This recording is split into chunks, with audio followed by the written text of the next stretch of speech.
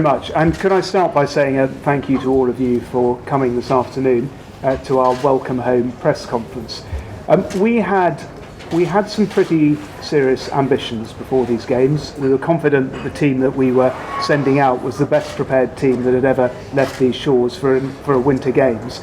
And I think as a nation we always saw this as part of a continuum where we had firstly hosted a brilliant games here in London, where we had performed extraordinarily well in 3 successive Summer Olympics in Beijing, in London and then in Rio, and actually that winter sport was one of the great improving stories in this country. So we were very ambitious about what we were trying to do.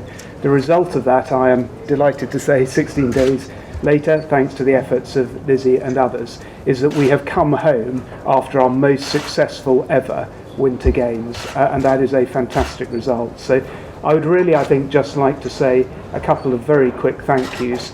The first is to South Korea, who hosted a fantastic Games. We were out there the night they won the right to host them in Durban in 2011, doing the final report on London, and they did a fantastic job. Secondly, if I could, a thank you to Mike Hay as our chef de mission, who organised the engine room of these Games. And played a key part in the success that we've achieved. And finally to Lizzie and the others, a huge thank you to all our athletes who not only achieved that success but also represented this country so well. Thank you all very much. Thank you. Questions, please? Mia Herbie, Sky Sports. Mike, can you give us a little bit of a flavour of what's been happening over the last 24 hours? What have the celebrations been like? 8 hours, as you know, it's quite a long flight back here. The logistics meant we had to leave at 3:30 in the morning, so we put some planning in place that we had a party, a Team GB house in PyeongChang, got the coastal team and the mountain team together. There were some people brave enough to do karaoke. We had some nice food and a few drinks, and luckily, as far as I know, we got everybody on the buses, and it all went reasonably smoothly from there. 3 hours I think it was in the bus onto the flight, and arrived here an hour ago. So it was a bit of a blur, but great fun, and it was good to get all the athletes together.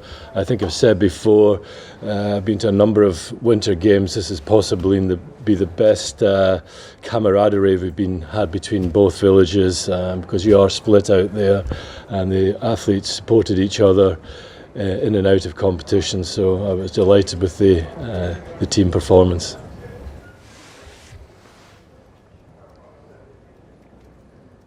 Did you feel like you missed out on any of the celebrations? You came home early, obviously.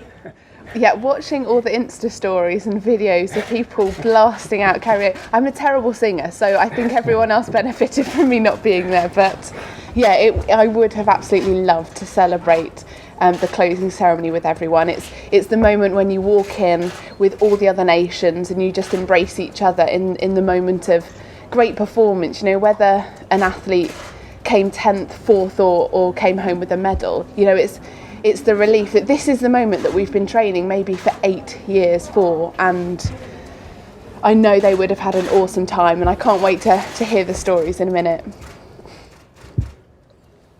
Hi, BBC News. Are you happy with the funding and the correlation between the funding and the results? Yes. I'm probably going to want a slightly more substantive answer than that, but yes, very much. When in a sort of previous career, when I was the Olympics minister, I was very closely involved in the funding allocations for successive games, and we were always clear that after the success in the summer, we wanted to transfer those learnings and those lessons over to British Winter Olympic sport. So I was delighted when UK sport were able to make the awards that they did for this cycle. I'm absolutely delighted by the results that have been achieved on the back of them. It reminded me, being out in PyeongChang, that the margins between success and failure at this level are absolutely tiny.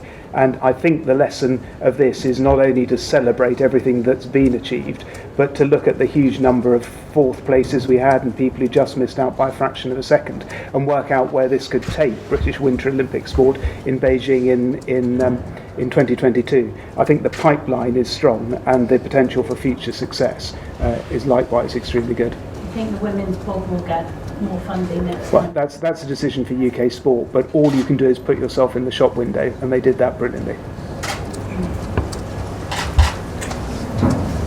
Bill, do you have any concerns about funding going forward?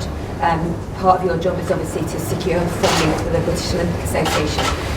And what are the sounds you're hearing at the moment? But as Hugh has said, the funding issues around UK sport is primarily their responsibility.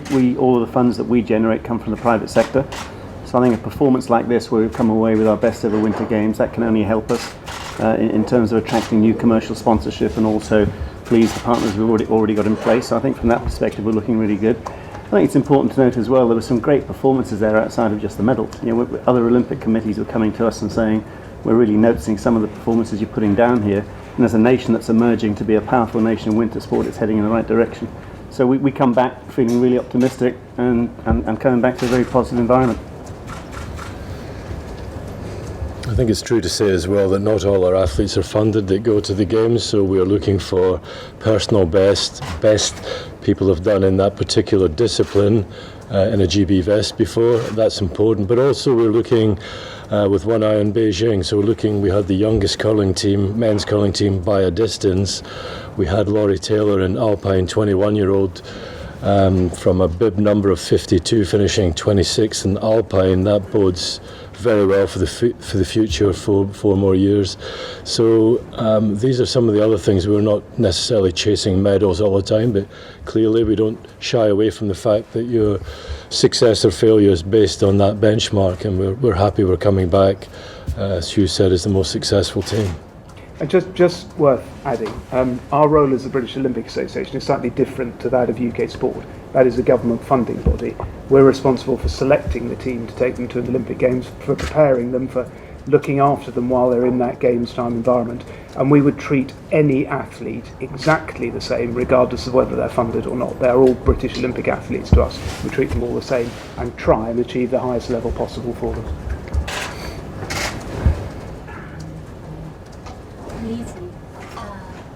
Congratulations.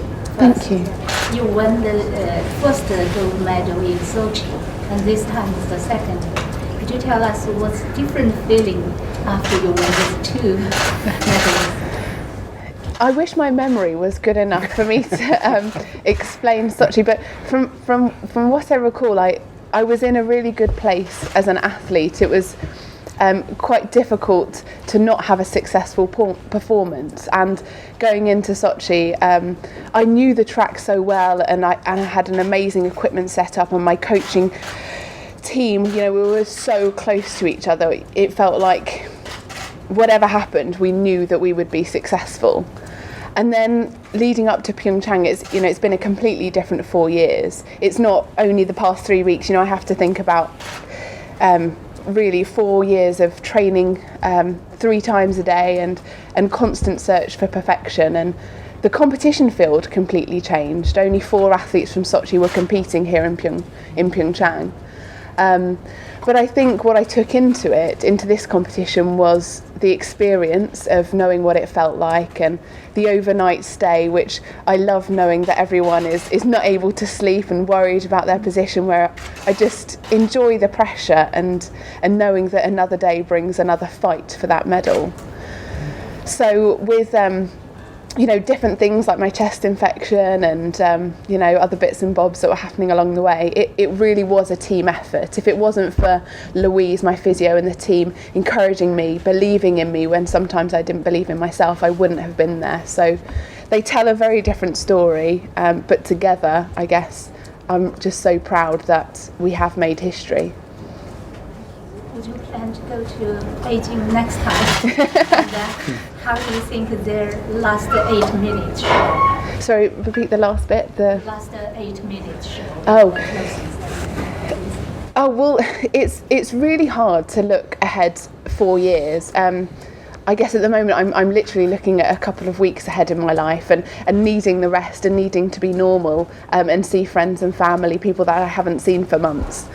So I'm looking forward to showing people the medal and taking it into schools and showing them that a normal kid from Kent can not only win 1 but can win 2 gold medals, and whatever their dreams are, whether they want to be an actor or a cook or a chef, a pianist, they can follow their dreams.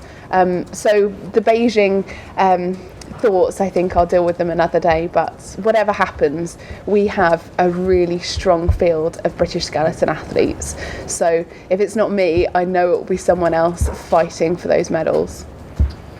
Sean Evan, ESPN. So that gold medal haul in PyeongChang.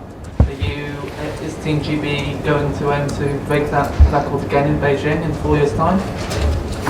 It's a bit way off for that now. I think we'll digest this one a bit now. Tokyo is very much on our horizon for 2020. That's just around the corner now. I think we can go into Beijing feeling very confident. We haven't talked about slopestyle and freestyle. You saw a first medal on skis with Izzy. You saw James Woods just so close, so narrowly missed out on a medal, possibly even a gold medal there. And of course, Billy pulled off something incredible in big air. And from what we've been hearing about participation rates now in snow domes and dry slopes and the various different centres like Milton Keynes and all over the place around the country, we hope that this will inspire a whole generation of kids now to have a go at sports that maybe they didn't think about before and cross over from other sports. So I think it sets us up for a very strong Beijing.